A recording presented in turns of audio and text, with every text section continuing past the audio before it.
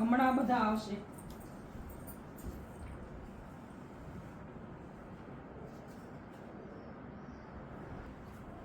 આવો આવો. હજી કોઈ નથી આવ્યું? ના હમણાં આવશે. બેસો. આવો આવો. હા, હજી બીજા બધા આવ્યા નથી? બેસો ને હમણાં આવશે. આવો આવો મંજુબેન આવો. આવો આવો. હજી ગીતાબેન ને મીનાબેન નથી આવ્યા? હમણાં આવતા જશે. અને ઓળખાણ છે. હજુ મીનાબેન નથી આવ્યા એની બીજી વાર? આવો ગીતાબેન. ના હમણાં આવશે. સોરી હા, મને લેટ થઈ ગયું. મને લેટ થઈ ગયું. કાંઈ વાંધો નહીં. હજી મીનાબેન તો ટાઈમ છે ને? હા, time છે. બસ તો આપણે નિરાંતે ભજન કરવાનું વિડિયો કરવાનો છે ને આપણે કરી આવે. આમ એવું જ વિચારું મીનાબેન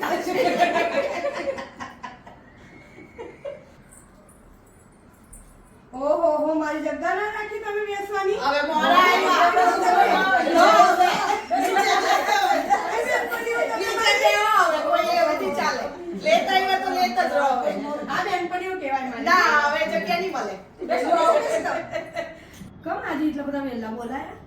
ચૈત્ર મહિનો આવ્યો છે, આપણે ઓખાહરણ વાંચવાનું છે, ભજન કરવાના છે, એટલે વહેલા બોલાય. આવું કારણ એટલે શું? ઓખાહરણ શ્રી કૃષ્ણ અને ઓખાની કથા પર આધારિત છે. કથામાં બાણાસુરની દીકરી ઓખાને સપનામાં અનિરુદ્ધ એટલે કે શ્રી કૃષ્ણના પુત્ર દેખાય છે અને તેને પ્રેમ થાય છે. ચિત્રલેખા અનિરુદ્ધને ઓખા પાસે લઈ આવે છે, જેની જાણ બાણાસુરને થતા શ્રી કૃષ્ણ અને બાણાસુર વચ્ચે યુદ્ધ થાય છે અને શ્રી કૃષ્ણ બાણાસુરને હરાવે છે. આ પછી ઓખા અને અનિરુદ્ધના વિવાહ ધામધૂમથી થાય છે. ઓખાહરણ સાંભળવાથી શું થાય છે? ઓખાહરણ સાંભળવાથી શાંતિ મળે છે, ધાર્મિક પુણ્ય મળે છે, ધર્મ અને સંસ્કાર વિશે જાણકારી થાય છે, ઘરમાં સકારાત્મક ઉર્જા મળે છે અને પાપનો નાશ થાય છે. ચાલો તો આપણે ઓખાહરણનું ભજન ગાઈએ. ચાલો ચાલો ચાલો ચાલો.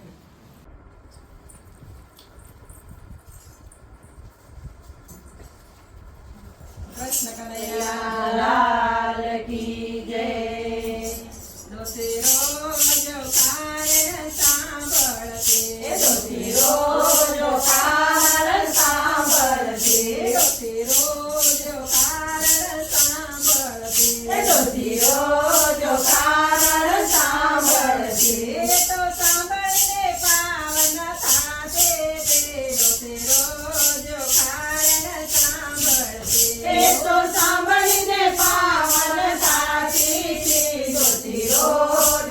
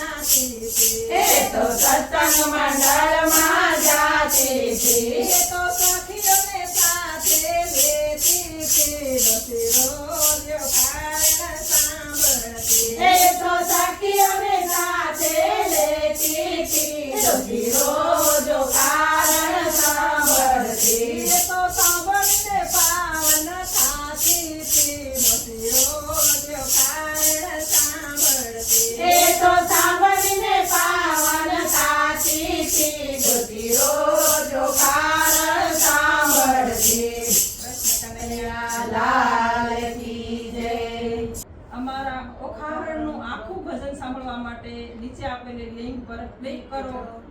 અમારા ભજન જો તમને ગમતા હોય તો લાઈક કરો, કોમેન્ટ કરો, શેર કરો અને સબસ્ક્રાઇબ કરવાનું ભૂલતા નહીં.